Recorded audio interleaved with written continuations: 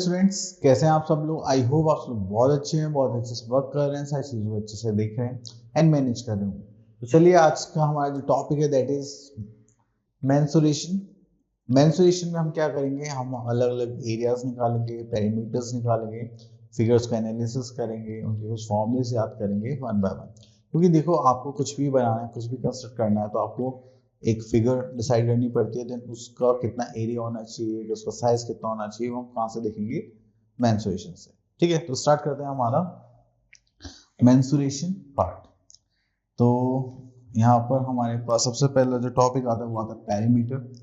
देखिए, अगर मैं पेरीमीटर की बात कर रहा हूँ तो पेरीमीटर में क्या होगा, जो भी हमें फिगर गिवन होगी तो हम बात करेंगे उसकी बाउंड्री की, जस्ट लाइक दिस 1 2 3 4। ठीक है, तो ये हमारी क्या हो गई, बाउंड्री होगी कि ये बाउंड्री कितनी होनी चाहिए। तो उसके लिए हम क्या करते हैं, या तो आप एक काम करिए, सम ऑफ ऑल साइड्स कर लीजिए, length breadth length breath in सबको ऐड कर लीजिए।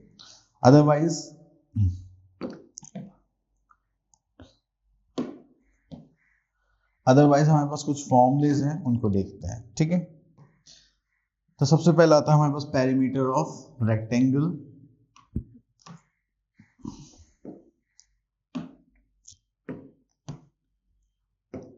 चलिए, तो सबसे पहला आता है हमारे पास पेरीमीटर ऑफ रेक्टेंगल। देखिए यहाँ पे हमारे पास 2 लेंथ है 2 ब्रेथ है, तो हम क्या करेंगे, 2 ब्रैकेट में लेंथ प्लस ब्रेथ कर देंगे, तो हमारे पास क्या आ जाएगी, पेरीमीटर ऑफ रेक्टेंगल। अगर हमें पेरीमीटर ऑफ स्क्वायर निकालना है तो आपको देखो सारी साइड इसमें सेम होंगी, तो हम उसको क्या करेंगे 4 इंटू साइड। ठीक है, तो वो हो जाएगा हमारा पेरीमीटर ऑफ स्क्वायर। अगर हमें यहाँ पे निकालना है perimeter of equilateral triangle. Equilateral triangle क्या होता है, जिसमें हमारे पास जो साइड्स हैं ट्राइंगल की वो तीनों क्या होती है, इक्वल होती हैं। अगर हम यहाँ पे देखें तो ये होगा हमारा sides of triangle are equal. ठीक है, तो इसलिए साइड प्लस साइड करने से अच्छा है 3 into length of side of equilateral triangle कर लें। ठीक है, अगर देखिए आपको क्या निकालना है, पेरीमीटर ऑफ रेगुलर पेंटागन निकालना। पेंटागन कौन सा पॉलीगन होता है जिसमें हमारे पास 5 इक्वल साइड्स होती हैं, तो आप क्या करेंगे 5 into length of side of regular pentagon. ठीक है, तो यहाँ पर तो कुछ नहीं है।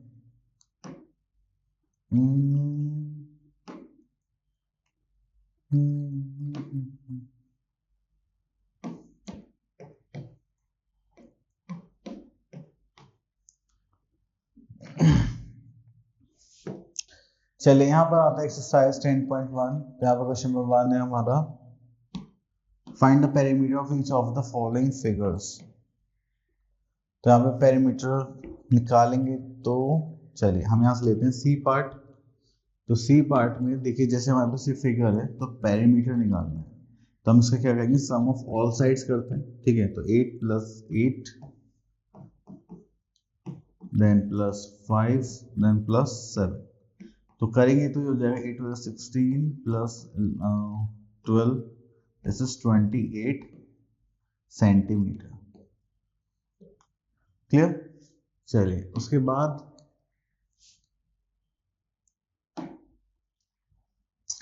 तो हमारे पास ये फिगर्स हैं, आप इनका भी ऐसे ही करेंगे।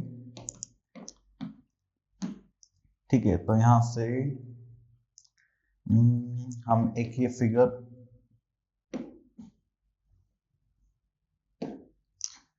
फिगर ले लेते हैं, जस्ट लाइक दिस।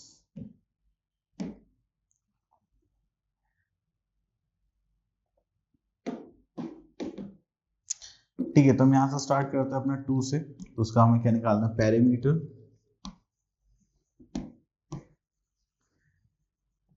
ठीक है, तो चलिए स्टार्ट करते हैं। 2 centimetre plus this is 4 centimetre plus this is 2 centimetre, then 4 centimetre plus, okay, तो यहाँ पे 4 है हमारे पास, 4 centimetre plus 2 centimetre plus 4 centimetre. ठीक है, तो अब इसको ऐड करते हैं, 2 plus 4 6 7 8, 8 plus 4 12, 12 plus 8 20, this is 22। तो ये आ गया हमारे पास 22 सेंटीमीटर क्या हो गया इसका पेरीमीटर। क्लियर। चलिए इसके बाद हम आगे चलते हैं। तो यहाँ पर है हमारे पास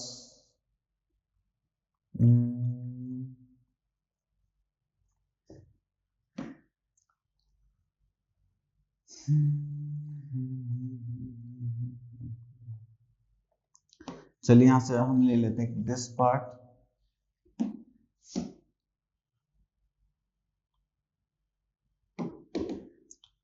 तो यहां से हम देखेंगे तो हमें यहाँ पे निकालना पेरीमीटर ऑफ इक्विलेटरल ट्राइंगल। तो यहाँ पर लिख लेते हैं हम पेरीमीटर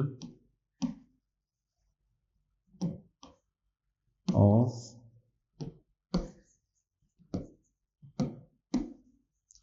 इक्विलेटरल ट्राइंगल।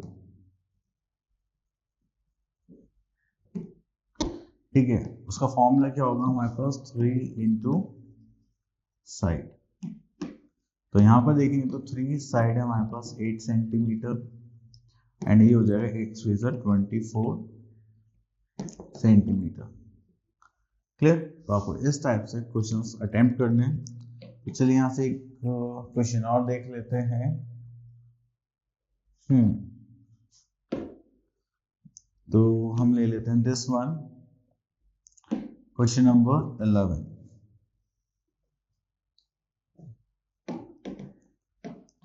तो यहाँ पे perimeter of regular pentagon given है 35 एंड पूछी गई है साइड। ओके, तो यहाँ पर लिख लेते हैं पेरीमीटर ऑफ रेगुलर पेंटागन।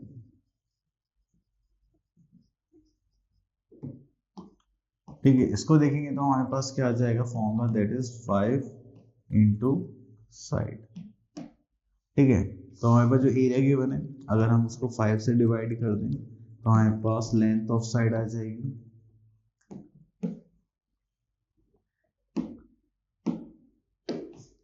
तो यहां से हमारे पास साइड कितनी आ गई, that is 7 centimetre equals to side. ठीक है, चलिए उसके बाद आता है हम क्वेश्चन नंबर 16। ओके, तो चलिए इसकी जगह हम कर लेते हैं क्वेश्चन नंबर 17।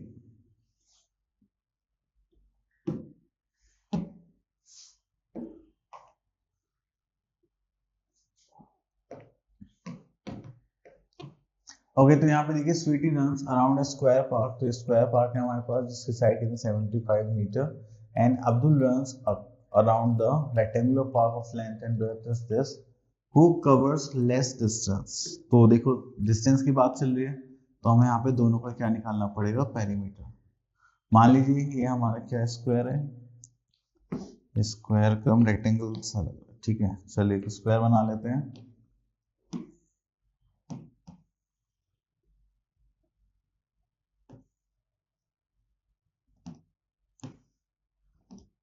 ठीक है, और एक रेक्टेंगल बना लेते हैं just like this.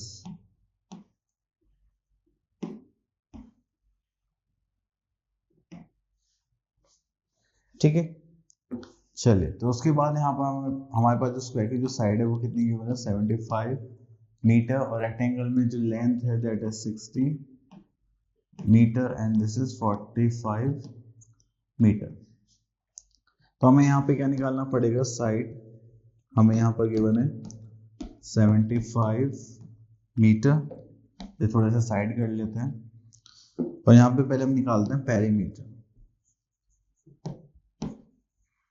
Perimeter of square. अगर हम पेरीमीटर ऑफ स्क्वायर का फॉर्मूला देखें तो वो हमें क्या गिवन था, 4 इंटू साइड। तो यहाँ पर 4 साइड की मल्टीप्लाई करेंगे दैट इज 75 करेंगे तो 5 4 20, this is 2 sin 4 20 29 30।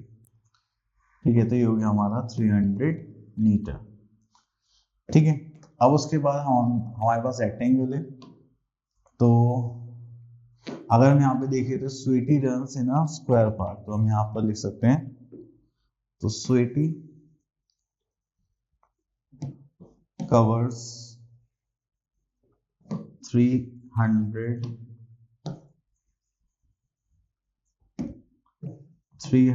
meter distance। ठीक है, चलिए उसके बाद आता है हमारे पास length equals to that is 60 meter and breadth is 45 meter।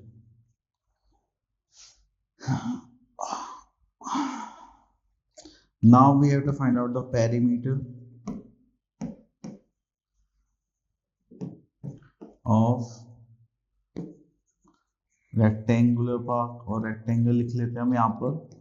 तो अगर हम देखेंगे तो हमारे पास यहाँ पर फॉर्मूला क्या हो जाएगा, that is 2 bracket length plus breadth. तो चलिए उसको सॉल्व करते हैं। तो हमारे पास यहाँ पर लेंथ है 60, ब्रेथ इज 45, करेंगे तो हो जाएगा 2, दैट इज 105 मीटर। सो करेंगे तो हो जाएगा 5 2 से 10, कैरी का 1 एंड 2 1 से 2, 210 मीटर। तो यहाँ पर जो हमारे पास है अब्दुल कवर्स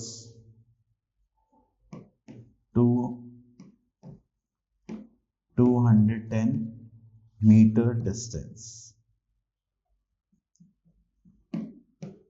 ठीक है, तो यहाँ पे हमसे पूछा क्या गया था कि हु कवर्स लेस डिस्टेंस।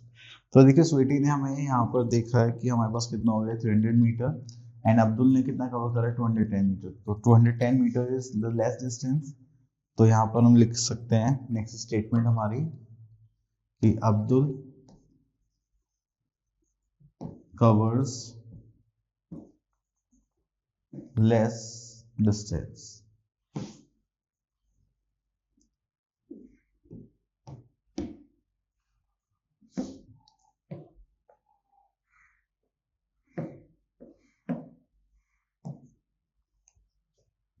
ठीक है, ओके तो ये पार्ट हो गया फिनिश।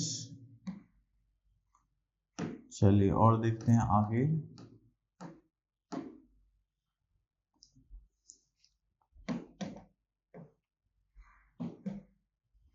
ओके तो यहां पर आ जाते हैं हम अपना एरिया। अब देखिए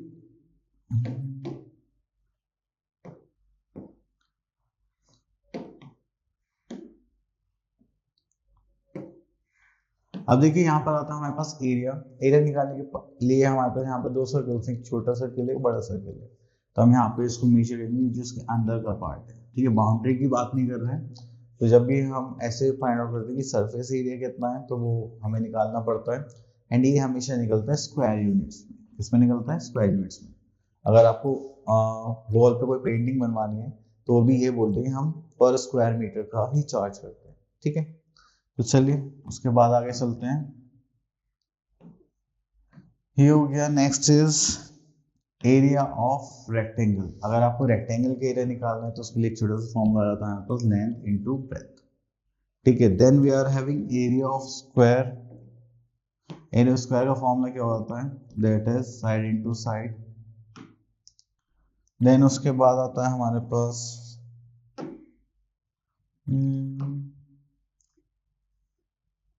चलिए अभी तक के लिए तो यही गिवन है और देखते हैं आगे।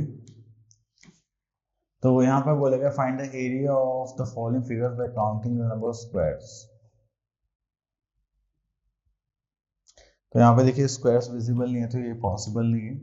तो चलिए अगर होते तो हम स्क्वायर्स काउंट करते हैं, देन यहाँ पर हम आंसर लिख सकते थे। तो हमारे आते हैं क्वेश्चन नंबर 2 पर find the area of the rectangle whose sides are. तो रेक्टेंगल का एरिया निकालना है।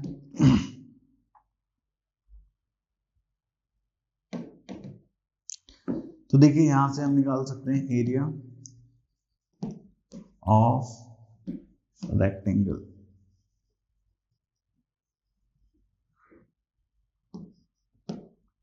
ठीक है, उसके लिए हम क्या करेंगे, यहाँ पर लेंथ इनटू ब्रेथ।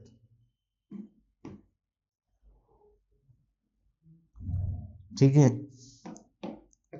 चलिए तो हम यहाँ पर हमारे पास जो लेंथ गिवन है that is 12 centimetre and breadth is 10 centimetre. Multiply करेंगे तो कितना आ जाएगा, 120 सेंटीमीटर स्क्वायर। ठीक है, चलिए उसके बाद हम आगे चलते हैं। Next is find the area of the square whose sides are this. तो यहां से हम ले लेते हैं एक question, this one.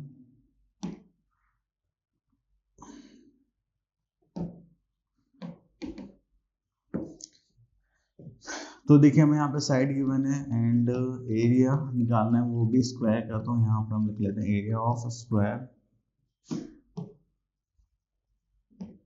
Equals to that is side into side. तो यहाँ पर हमारे पास साइड है that is 14 into 14।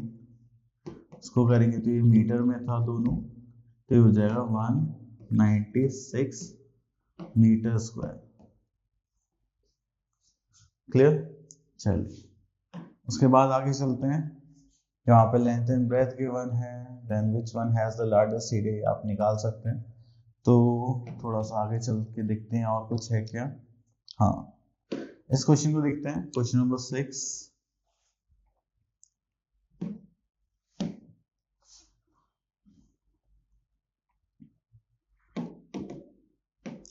Question number 6 में लिखा हुआ है the area of a rectangular piece of cardboard is this 36 square centimetre and the length is this, find its width of the cardboard.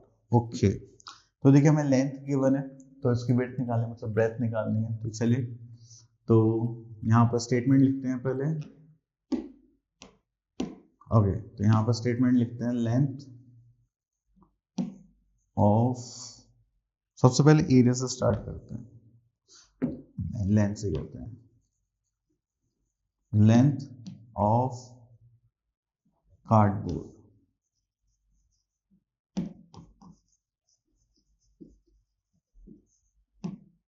That is 9 centimetre.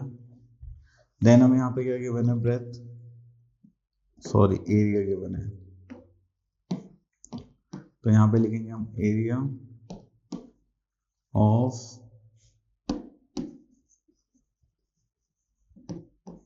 Cardboard that is 36 centimeter square. We have to find out the width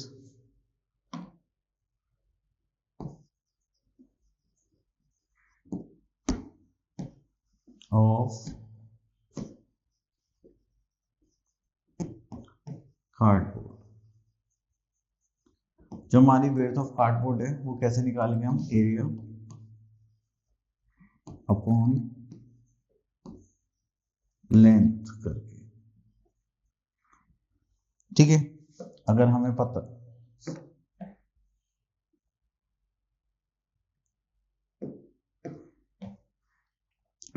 अब हमें पता है कि हमारे पास यहाँ पर area है that is 36 centimetre square and length is 9 centimetre. से इसको कैंसिल आउट करेंगे, this is 4, this is cancel out, तो यहाँ पर आ जाएगा 4 centimetre as a answer. Clear, तो ये हो गया हमारे पास 4 सेंटीमीटर आंसर। तो हमारी विड्थ आ गई 4 सेंटीमीटर। चलिए इसको करने के बाद हम आगे चलते हैं।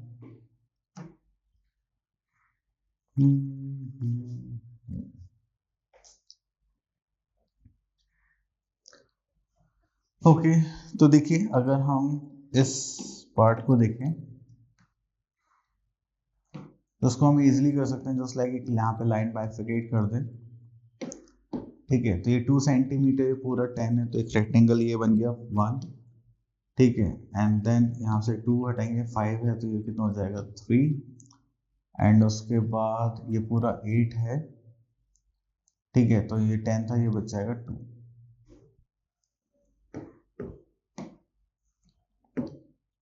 मतलब ये आ जाएगा 2 एंड ये आ जाएगा, सॉरी यहाँ पर आ जाएगा 3, तो ये हो गया 3 सेंटीमीटर 2 सेंटीमीटर। तो आपके पास दो फिगर्स होंगी, फर्स्ट एंड सेकेंड। तो चलिए इसी तरह से हम अपने फिगर्स को डिवाइड करेंगे एंड देन उनका एरिया निकालेंगे।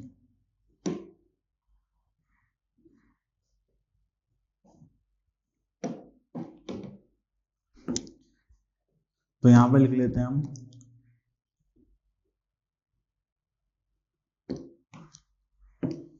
तो यहां पर लिखते हैं हम area of first part plus area of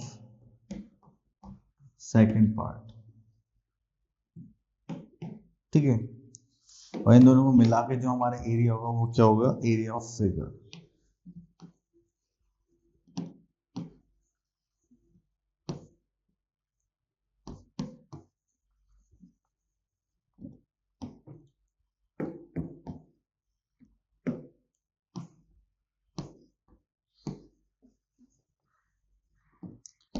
ठीक है, अब यहाँ पे आपको फर्स्ट फिगर भी रेक्टेंगल है, सेकंड फिगर भी आपको रेक्टेंगल दिखाई दे रही होगी। तो हम यहाँ पे फॉर्मूला लगेंगे length into breadth plus length 1 into breadth 1। तो यहाँ पर देखेंगे तो हमारे पास लेंथ कितना है, दैट इज 10 एंड ब्रेथ कितना था हमारे पास 2, प्लस यहाँ पर देखेंगे तो इस वाले पार्ट में ये हो गया हमारे पास, लेंथ हो गया हमारे पास 3 एंड ब्रेथ हो गया हमारे पास 2। तो सो करेंगे तो ये हो जाएगा 20 सेंटीमीटर स्क्वायर, क्योंकि ये दोनों भी हमारे सेंटीमीटर में है, सेंटीमीटर में। तो करेंगे तो 3 2 6, दिस इज सेंटीमीटर स्क्वायर। तो टोटल करेंगे तो हमारे पास कितना हो जाएगा 26 centimetre square as a answer, ठीक है। चलिए और उसके बाद आ जाते हैं लास्ट टॉपिक पर, that is question number 9। How many tiles whose length and breadth are this will be needed to fit in a rectangular region whose length and breadth are respectively this? तो चलिए यहाँ से ले लेते हैं हम A part solve करते हैं, तो इसमें दोनों ही लेने पड़ेंगे। चलिए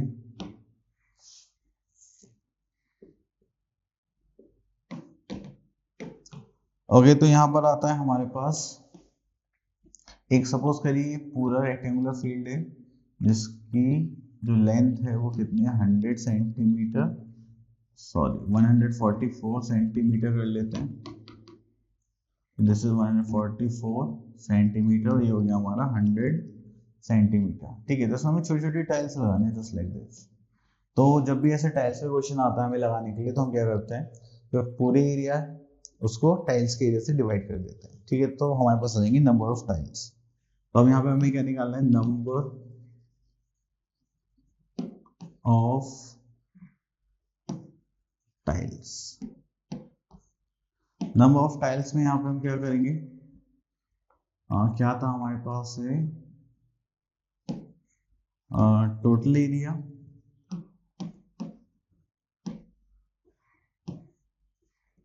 अपॉन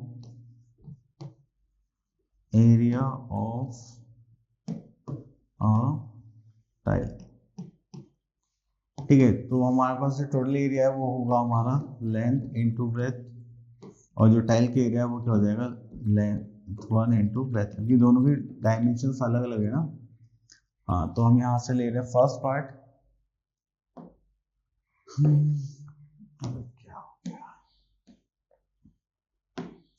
चलिए। तो अगर हम यहाँ पे टोटल एरिया की बात करते हैं, यहाँ पे लेंथ आ गई 144 एंड ब्रेथ आ गया हमारे पास 100 सेंटीमीटर। और अगर हम टाइल के एरिया की बात करें तो टाइल्स की जो लेंथ है दैट इज 12 एंड 5 सेंटीमीटर। तो यहाँ पर कहेंगे this is 12 centimetre into 5 centimetre. तो 12 कितना होता है 144, 5 से कहेंगे तो हो जाएगा 20 सेंटीमीटर से सेंटीमीटर कैंसिल आउट, तो हो जाएगा 12 टू 24 और एक जीरो यहाँ पर, दैट इज सेंटीमीटर, तो नहीं आएगा। तो हमारे पास नंबर ऑफ टाइल्स कितनी आ गई 240 टाइल्स, ठीक है। तो हमने यहाँ पर बस यही कॉन्सेप्ट यूज करा है। चलिए उसके बाद कुछ है क्या इसमें? नहीं। तो आई होप आपके सारे कॉन्सेप्ट से क्लियर हो गए होंगे। अब आप लोगों को क्या करना है, इसे प्रैक्टिस करनी है। मिलते हैं नेक्स्ट वीडियो में, तब तक के लिए ऑल द बेस्ट।